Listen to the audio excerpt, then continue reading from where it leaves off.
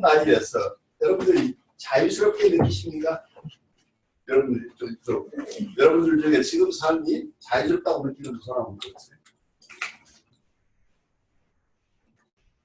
그래 여러분들 대부분 다 자유스러운데 그 자유스러움을 우리가 두 가지로 얘기를 해요. 에릭 프롬은 freedom from, freedom to라는 개념을 써서 우리식으로 얘기하자면 소극적인 자유와 적극적인 자유 이렇게 얘기를 할 수 있는데 소극적인 자유는 어떤 압제로부터 해방이나 구속으로부터 벗어나는 해방의 개념이에요. 그런데 적극적인 자유라고 하는 것은 어떤 걸까요? 여러분들이 프리덤 2라고 얘기를 아니면 파스티브 프리덤이라고 얘기를 한다면 정말 자유스러운 사람은 어떤 사람을 보고 자유스럽다고 할까요?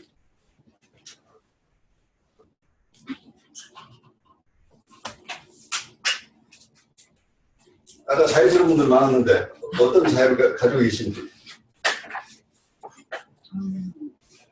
내가 하고 싶은 일에 나의 골이 그 어떤 그 사회적이나 그런 거에 얽매이지 않고 내가 정말로 원하는 것을 내가 추구할 수 있는 그 자유?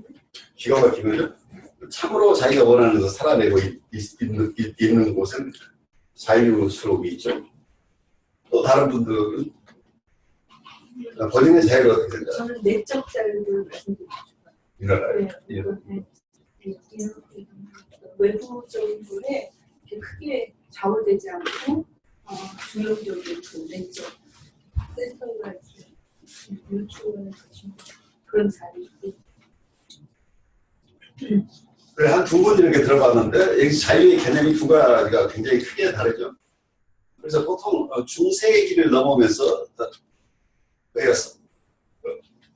소셜 사이콜로지나 크리티컬 사이콜로지 쪽에서 본다면은 우리가 중세를 지나서 르네상스를 거쳐서 종교계의 이런 변화를 가져오면서 우리의 인디비주얼이라고 하는 거, 우리 개인이라는 게 탄생했다고 보는데 과거에 우리는 안정된 어떤 사회 속의 일원으로서 소속돼 있었던 것이 독립된 개인이라는 개념이 굉장히 약했던 시절이죠. 그래서 개인으로서 어떤 면에서는 과거에 편안하던 그것을 벗어나서 개인은 독립됐다고 하는 세퍼레이션 오브 인디비주얼이 우리가 개인의 발달 이론으로 본다면 아이들이 보통 한 살 반, 2살, 3살 이 시기를 지나면서 점점 분리개별화가 돼서 독립된 인격으로 자라는데 사회적으로도 인류 역사도 인류가 진화해 나온 과정으로 본다면 과거의 중세 이전의 분들은 어느 지역에서 태어나면 그 지역에서 거의 살고 태어나면서 가진 신분이 변화되지 않고 농사를 짓는 분은 그냥 농사를 짓는 거고 어떤 신발을 만드시는 분은 신발을 만들고 그래서 어떤 장인이나 아니면 여러 가지 직종에 따라서 고착되어 있는 어떤 사회죠. 그래서 왕으로 태어난 사람은 왕이 되는 거고 공주로 태어난 사람은 공주죠. 그래서 사회의 그 구조가 안정돼 있어서 어떤 면에서 사회 유동성이 없기 때문에 우리가 마음대로 자기 하고 싶은 일을 못한다는 부분이 있지만 또 한쪽에서는 어떤 게 있어요? 그 사회 속에서는 안정성이 있다는 거예요. 스테빌리티가 있었던 사회죠. 그래서 프리덤이 생겨나면서 자본주의 사회로 이렇게 급격히 발달하면서 과거에 어떤 봉건 체제가 붕괴하죠. 봉건 사회 체제 속에서는 그 봉건 영주의 통치 아래서 봉건 영주와 관계하면서 모든 사람들이 자기가 태어나면서 어떤 일을 해야 되고 그리고 어떤 지역에서 살아야 되고 어떤 사람과 결혼해야 되고 하는 것들이 거의 이미 주어진 조건 속에서 살아왔다는 부분이죠. 그래서 어느 가족의 일원, 동양에서도 마찬가지로 우리 대가족 제도화에서 자기 대가족 속의 일원이지 나는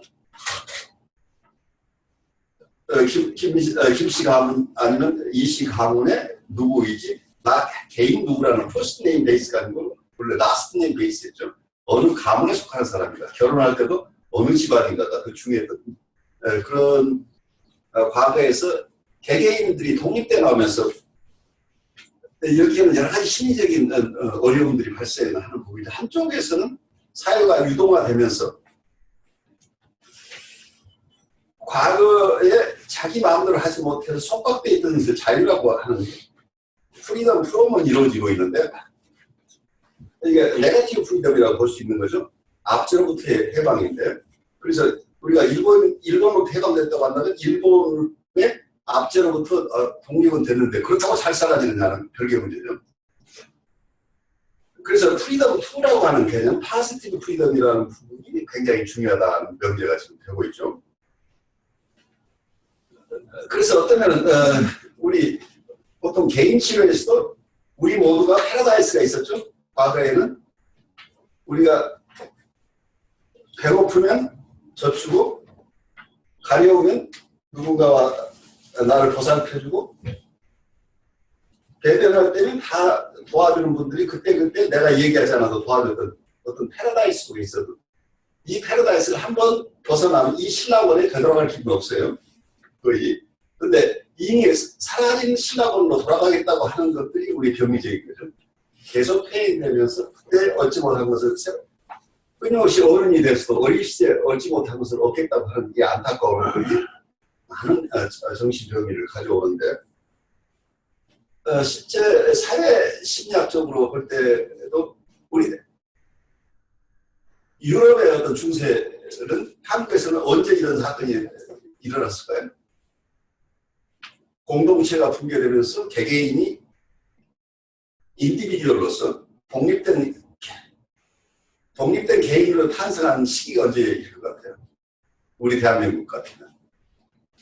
해방 이후. 해방 이유가 될 가능성이 높죠. 그래서 어쩌면 유럽에서 15세기, 16세기를 그 시점으로 치지만 우리 한국에서는 최근에 우리가 농업사회에서, 여러분들은 어느 사회에서 태어나서 지금 어느 사회에 살고 있어요? 농경사회에서 태어난 분도 있고, 조금 지나서 나이 드시면 산업사회 초기에 태어나신 분도 있고, 근데 지금은 인류들이 겪어왔던, 수천 년간 겪어왔던 어떤 문명이 한국에서는 아주 짧은 기간 안에 압축 성장을 하면서 그 과정들이 생략되고 있는 거예요. 어떤 면에서 생략됐다기보다 짧은 기간에 그 발전들이 일어나면서 엄청난 변화들이 일어난 거죠.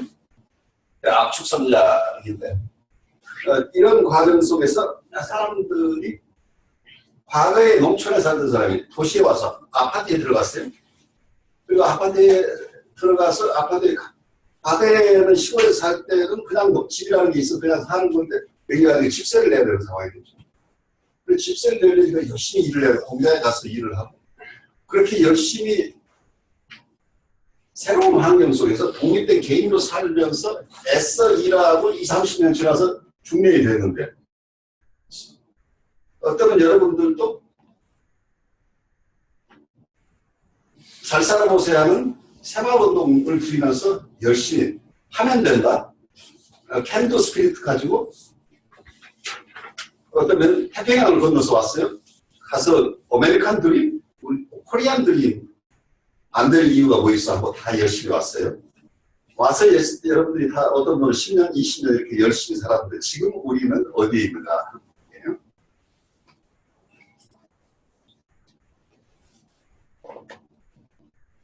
과거에는 사람들이 그렇게 크게 어떤 부분에서는 자유가 없었다고 하지만, 과거에는 그런 인디비드들이 없었기 때문에 그걸 자유라고 속박이라고 느끼지 않고 살았을 가능성이 있죠. 여러분들 촌락 공동체에 사는 사람들은 전혀 그 시절이 불행하다고 느끼지 않고 그 속에서 잘 살았어요.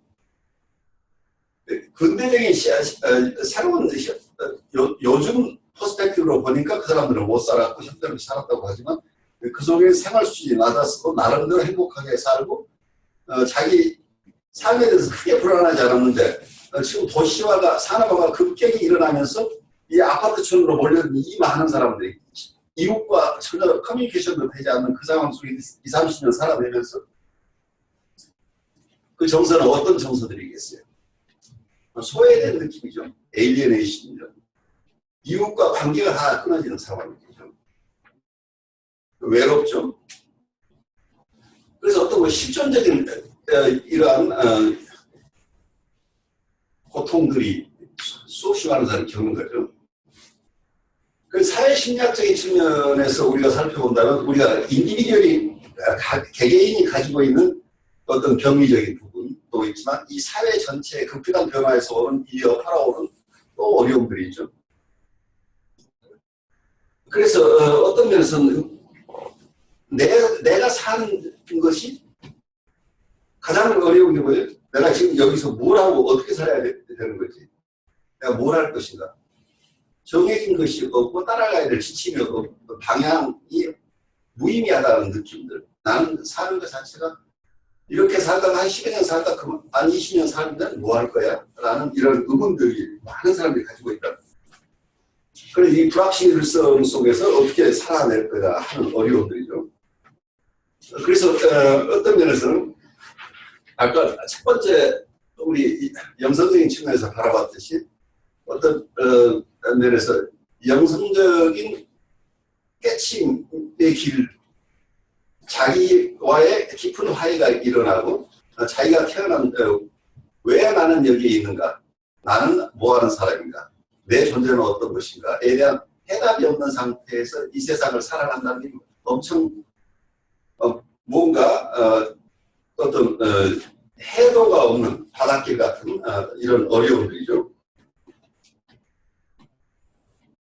그래서 어떤 면에 자유라는 게 주어졌는데 이 자유가 내가 모든 것을 결정해야 되고 뭔가 플래닝해야 되고 내 삶 자체에서 내가 뭘 생각하게 되고 나는 어떻게 살아야 될 것인가 하는 부분. 그런데 너무 많은 외로움이죠.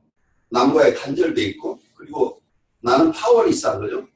특히 지금 미국에 살면서 미국 대통령 선거를 보세요.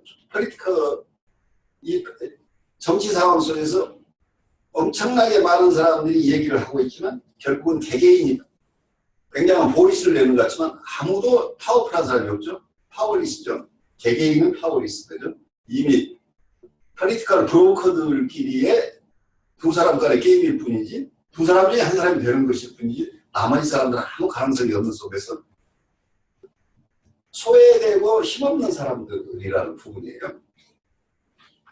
그래서 이런 상황 속에서 이런 실존적인 불안들을 어떻게 견뎌낼 것인가 할 때 많은 경우에 개인 뉴로시스로 가는 경우들이 많이 생기죠.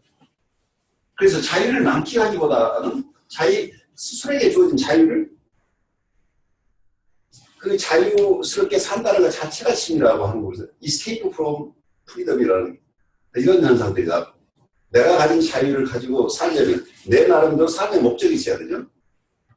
나의 라이프 퍼포스가 있어야 뭔가를 판단하고 결정하고 이 세상을 사는 의미를 가질 수 있어요.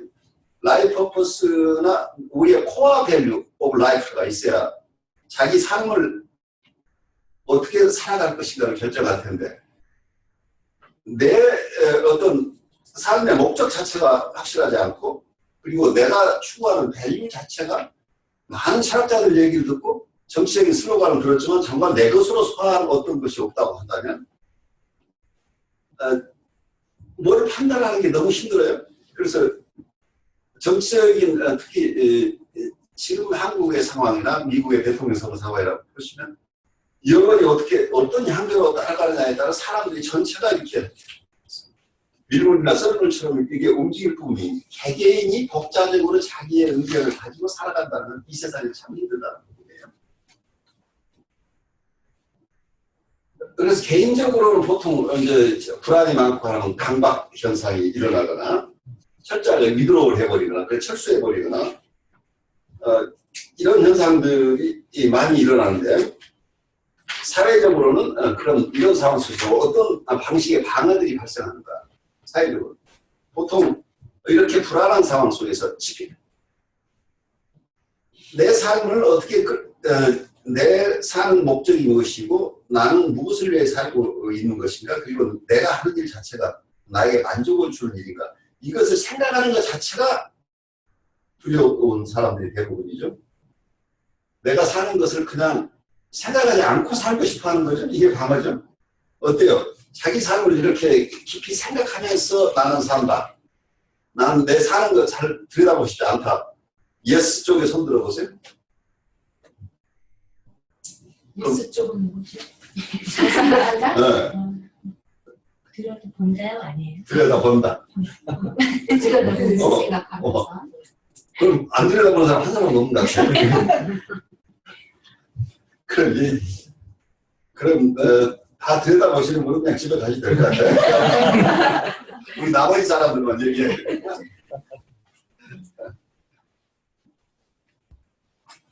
그래서 보통 어떤 사람들이냐면 여러분들이 정신분석가가 된다, 라이프 코치가 된다 하는 게 뭐냐면 사람들이 아까 얘기한 네거티브 프리덤이라는 것 자체는 지금은 거의 다 해결되고 있죠. 그러니까 어디로부터 속박으로부터 벗어난다. 어쩌면 아이들 우리 개인으로 본다면 부모님의 속박으로부터 벗어난다 하는 개념. 근데 평생 이 소극적인 자유에 매달려 있는 사람이 많죠. 우리 병리적인 사람들은 부모님하고 관계에서 상처받은 게 서너 살 때인데 그 얘기를 평생 60, 70까지 하고 있어요. 그래서 그 상태에서 벗어나지 못하는 거예요. 그래서 네거티브 프리덤에 매여 있는 사람들, 그것도 거기서 벗어나지 못하고 있는 사람들, 그것마저도 쟁취하지 못한 이런 어려운 사람도 있지만 우리 삶을 바르게 산다고 하는 것은 이 파스티브 프리덤이 있어야 되는 거죠. 아까 오센티시티라는 말씀을 주셨는데 우리가 참으로 우리다워질 수 있는 힘들이 있어야 되는데 우리 보통 스폰타니어티라고 그러죠. 우리가 자연대로 살 수 있는 그건 무슨 얘기냐면 우리가 태어난 모습, 우리가 목적 지어진 대로 우리가 왜 어떤 모습으로 태어났는가, 어떤 뜻을 가지고 내가 태어났는가에 맞추어서 살 수 있다고 한다면 자연스럽기 때문에 스폰테이니어스하게 우리가 살 수 있는데 그게 아니고 내게 아니고 다른 사람의 것으로 가지고 대신 살았다고 한다면 그 삶 자체가 남의 삶을 살아야 되기 때문에 굉장히 힘들다는 얘기죠. 그래서 대표적인 것들이 이렇게 자기 삶을 제대로 꾸려나가기 힘들고 내 삶은 무엇 때문에 사는 것인가, 나는 무엇을 위해서 사는 사람인가에 대한 개념이 서지 않는 상태에서 있는 많은 사람들이 권위주의에 물들게 됩니다. 오소리터리니즘이죠.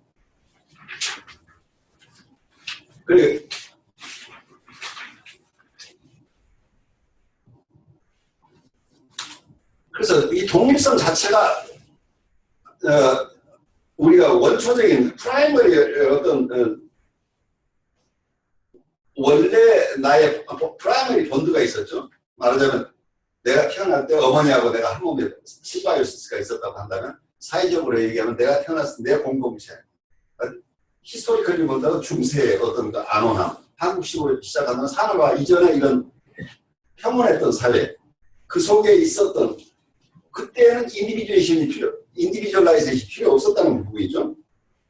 내가 그래서 인디비주얼 셀프가 되는 것 자체 나 혼자 독립하고 싶지 않은 부분이에요. 독립되고 나니까 너무 힘든 거죠.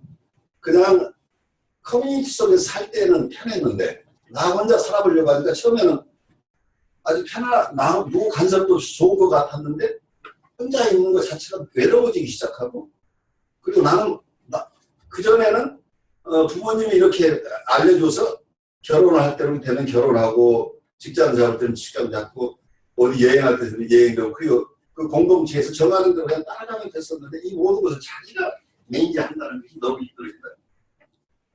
그래서 독립하는 것 자체 혼자 독립된 셀프로 있다는 것 자체를 반항하고 싶다. 그래서 이스케이프라는 도피하고 싶다는 부분이죠. 그래서 자기의 독립성 자체를 없애는 방법은 뭐예요? 누구하고 융합돼 버리는 거죠. 내가 혼자 있어요. 어려우니까 누구하고 융합되는데 그 융합되는 대상에 따라서 그게 사람일 수도 있고 어떤 신념일 수도 있고 종교일 수도 있고 여러 가지가 있을 수 있겠죠. 그래서 이 결합됨으로써 자기 힘이 세진다고 느끼는 거죠. 혼자가 아니니까. 근데 묘하게 이게 사람 간의 관계에서 드러날 때는 이게 어떻게 드러나냐면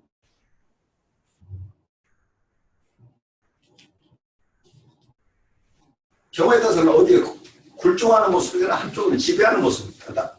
한쪽은 지배하고 한쪽은 굴종하는 모습으로 오소리테리언 있습니다.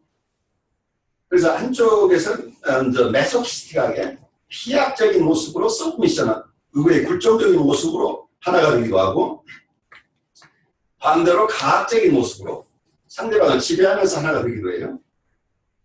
이 두 가지가 다 병리적이 되어버려요. 그래서 세이더 메소키스틱한 패턴으로 일어나는데 이게 권위주의 오소리테리언이즘이라. 이 권위주의 쪽에서 드러나는 그 심리적으로 드러나는 것은 세이더 메소키스틱한 이런 사람, 가피약성들이죠.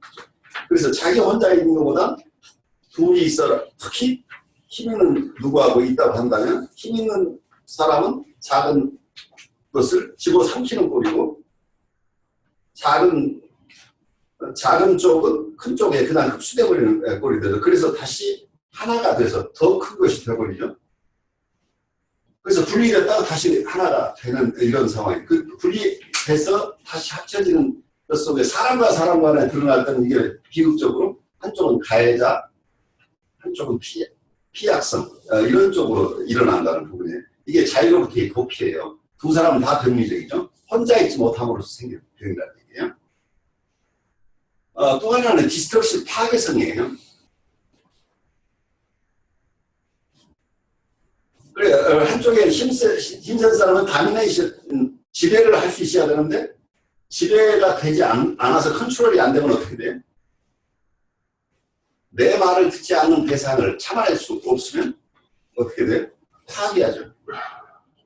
그래서 이 파괴성은 세이도 메소키스트하고 좀 달라요.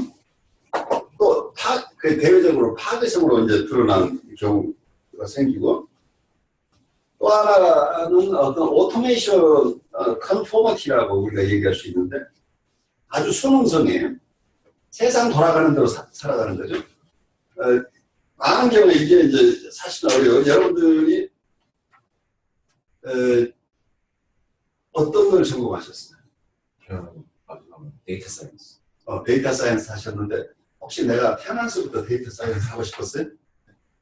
어쩌다가 하게 됐어요? 원래는 기계공학 쪽이었는데 하나님이 데이터를 만드는데 관심이 생겨서. 그러니까 이 경우는 아주 행복한 케이스죠. 본인이 그게 좋아서 가신 케이스인데 김 목사님 어쩌다가 목사님 되신 거 말고 그 전에 하던 일들은 왜 가서 법률 공부를 하셨어요? 갈 데가 없어. 그게 내 뜻이었어요? 누군가가 자꾸 가기가 좋다고 해서. 내 뜻은 내 뜻이었는데 잘 모르고 그냥 갔지. 그게 이제 컨포미즘이라고 하는 부분인데 우리가 어려서 우리는 다 우리가 장군이 되고 싶고 소방대원이 되고 싶고 그리고 법률가가 되고 싶고 대통령이 되고 싶다고 그렇게 생각하는데 사실은 그게 주위에 있는 사람들이 주입한 거라요. 주위 사람들 얘기를 자꾸 듣다 보니까 그게 내 건가 봐. 그래서 그런 허상을 보고 오래 사는 경우들이 많이 생겨요. 그래서 누군가가 기대하고 남의 익스펙테이션에 맞추는 사는 경우. 근데 이 비극은 자기도 그 남의 익스펙테이션을 모른다는 부분이에요. 이게 부모님이 원해서 자기가 이 일을 하고 있다는 것을 모르고 대부분 내가 정말 좋아하는 거라고 이게 합리화하고 계속 살았는데 나중에 특히 중년쯤 됐는데 부모님이 시켜준 의사를 하는 것이 너무 힘들어요. 그래서 어떤 분은 그 의사 또 어떤 사람은 또 다른 안 좋은 직장 다녔는데 그 직장 나가는 게 너무 힘들어진 거예요. 근데 왜 거기 직장까지 왔느냐 하면 자기가 좋아서 그 직장 선택하고 그 학과를 선택한 줄 알았는데 자기 적성은 전혀 맞지 않는데 부모님이야 주위에 여러 사람들이 그게 참 좋은 거라고 자꾸 얘기하다 보니까 그게 좋은 거구나. 이래서 이게 내 적성이라고 믿고 수십 년 살았는데 중년쯤 되면 아닌 것은 아닌 거예요. 왜냐하면 여기서 잡과 보케이션의 개념이 나와요. 잡은 우리가 이 생활을 하기 위해서 필수적으로 해야 되는 게 잡이에요. 먹고 살아야 돼요. 목공의 포도청이어서 하는 일을 잡이라고 우리가 보통 얘기를 해요. 근데 보케이션은 내가 태어난 목적과 부합하는 어떤 것이 보케이션이에요. 그러니까 내 적성, 내가 타고난 어떤 소질, 적성, 나의 삶의 목적, 이것과 부합하는 어떤 것을 찾으면 이게 보케이션이 된다는 얘기예요. 그래서 이걸 꼭 종교적으로만 쓰진 않아요. 종교에서 보케이션이라는 얘기, 하느님의 뜻에 살아서 보케이션이지만 종교를 가지지 않은 사람도 자기가 가지고 있는 탤런트, 그리고 자기의 관심사, 이것과 맞아떨어져서 자기가 하는 일이 굉장히 즐거운, 조이풀한 어떤 일을 하고 있다면 이게 보케이션이라는 얘기예요. 그래, 보케이션을 찾는 것이 어떤 거예요? 셀프 액츄얼라이제이션이라고 하는 부분이 자기 실현이라는 거예요. 원래 내가 있는데 내가 누군지를 모르고 그 내가 되었어야 할 그 나가 되는 것이 바로 자기 실현이죠. 나는 거기에 따라 어떤 사람은 그렇게 보지를 않고 우리를 크리에이티브 해간다고 보기도 해요. 어느 쪽으로 보거나 어쨌든 자기 윌링리스로 자기가 원하는 모습으로 자기를 살아내는 것. 이게 셀프 액츄얼라이제이션이죠. 그래서 이 세상에 와서 내가 태어난 목적을 다 달성하는 것이 자기 실현이라는 거예요. 셀프 액츄얼라이제이션과 셀프 리얼라이제이션 여러 용어로 쓰죠. 그래서 매슬로우의 우리의 니드의 최상층 단계에 있는 게 이런 것들이죠. 자기 실현들이죠.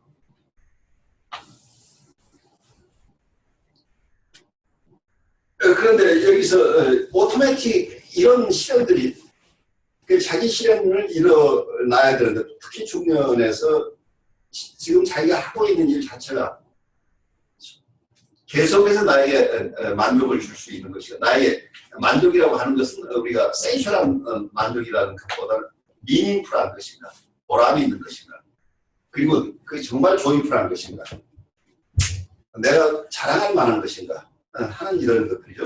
그래서 내가 그 일을 하는 것이 즐겁고 밸류업을 하고 가치 있고 누구에게도 당당하고 다른 사람들도 나를 충분하게 인정해주고 그리고 내가 나중에 이 일을 안 하더라도 내가 했던 것이 참 보람스러운 일이라고 가져갈 수 있는 그 일을 하고 있느냐 하는 거예요. 그 일이 됐다고 하고 있다고 하면 그건 보케이션을 찾았다는 부분이죠. 이게 아까 얘기한 파지티브 프리덤이라는 긍정적인 자유를. 자유는 진정한 자아 실현을 하는 것이 자유라는 얘기예요. 그래서 프리덤 2죠. 뭔가를 프로덕션 쪽으로 가는 것이 자유라는 얘기예요. 내가 참으로 원하는 것을 할 수 있는 것이 자유지 누구에게서 벗어나는 것, 속박에서 풀려나는 것은 그냥 도망 나오는 것일 뿐이죠. 그 다음 단계가 더 중요하다. 그래서 일본으로부터 해방이 됐지만 해방돼서 우리가 사람을 일으키지 않고 사람들을 먹여 살릴 어떤 시설들이 되지 않는다고 하는 데는 거기서 풀려나는 게 오히려 더 힘든 결과를 가져올 수 있겠죠. 풀려나고 그 이후부터 여기서 파서티브 프리덤을 살아내느냐 하는 거가 더 중요한 부분이겠죠. 그래서 어쩌면 아까 얘기한 우리의 컨퍼머티라고 하는 게 사실 우리가 굉장히 속기 쉬워요. 그래서 라이프 코칭을 할 때 굉장히 잘 봐야 되는 부분이 다 자기가 지금 하는 일은 적성이 맞다고 굳건하게 믿고 있기 때문에 계속해서 속고의식을 하는 부분이 있어요. 특히 사회적으로 돈을 잘 버는 일이나 명성이 있는 일은 이거 틀림없이 나에게 내가 정말 원해서 하는 거라고 하는데 많은 경우에 이런 사람들이 겉으로는 그런데 실제 삶 자체가 불안정하고 그 자체의 정서가 그렇게 즐겁지 않게 계속 나오는 부분이 있다고 특히 상담을 왔다고 한다면 이미 그게 적신호죠. 자기 하는 일 자체가 이 사람 힘들게 하는 거지 이 사람을 만족시키고 보람을 주는 일을 안 하고 있을 가능성이 있다는 부분이에요. 그래서 많은 경우에 다른 사람의 기대를 살아버린다는 거예요. 비극이에요. 그래서 어쩌면 지금 제 삶을 돌아보면 저도 우리 김 목사처럼 법률 공부를 하는 사람인데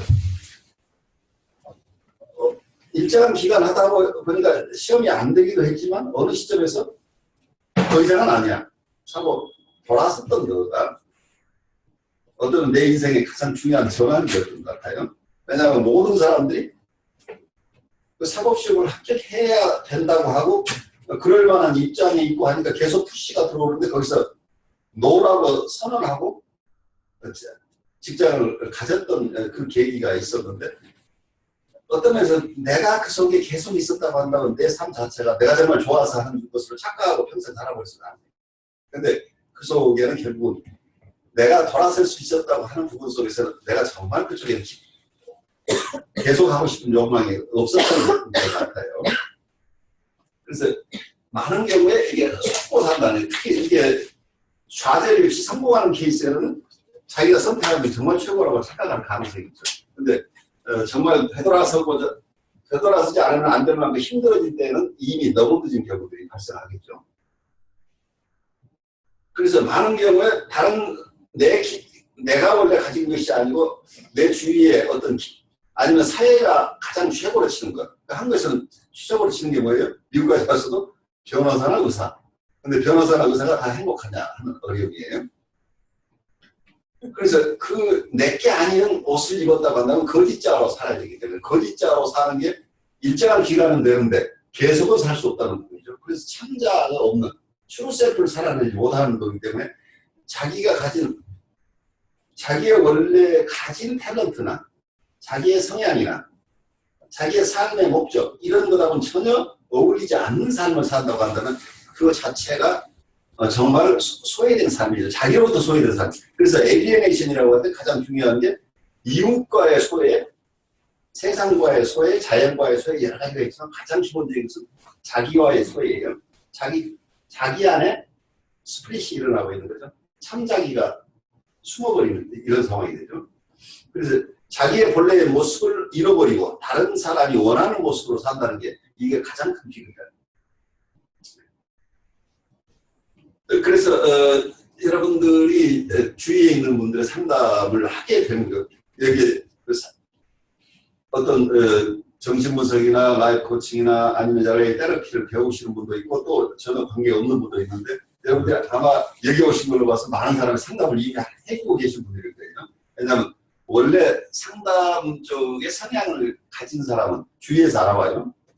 묘하게 주위에서 그 사람한테 가면 도움을 받는다는 것을 알고 무식이 누군가 도움을 줄 수 있는 걸 찾아오는데 어쩌면 이런 다른 사람을 코칭하거나 정신분석해 준다고 하는 것은 그 사람의 아까 어쩌면 라이프 코칭 쪽의 개념을 왜 ICC가 추구하는가 하면은 우리의 사이버 다이내믹스 정신역동은 요즘 현대에서 특히 강조되는 부분이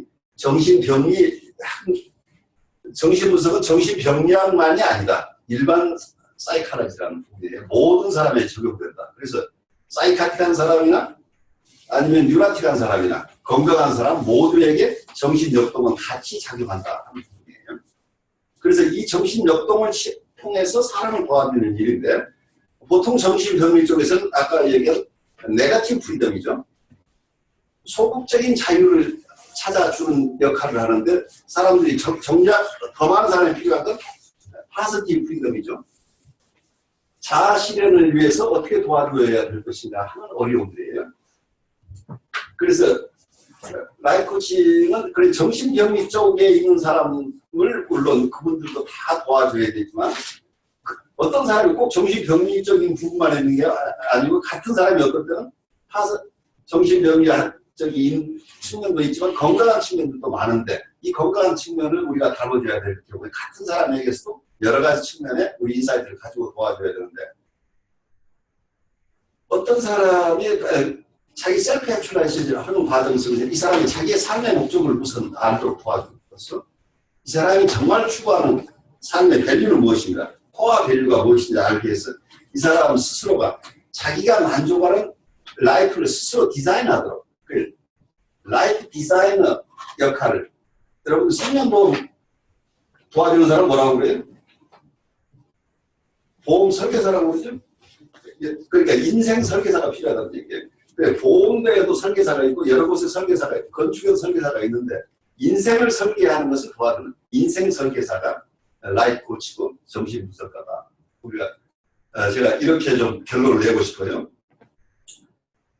저 혼자 너무 얘기를 많이 해서 여러분들이 좀 지루했을 텐데 혹시 질문 있으면 한두 마디까지 하시고 그 다음으로 넘어가 주시겠어요?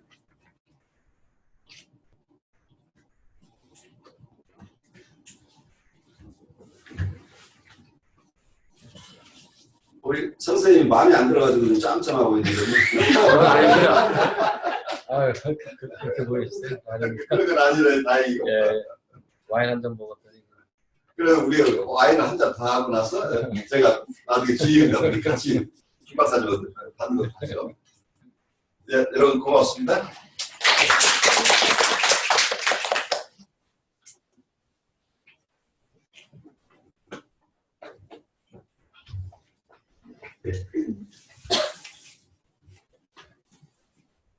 아까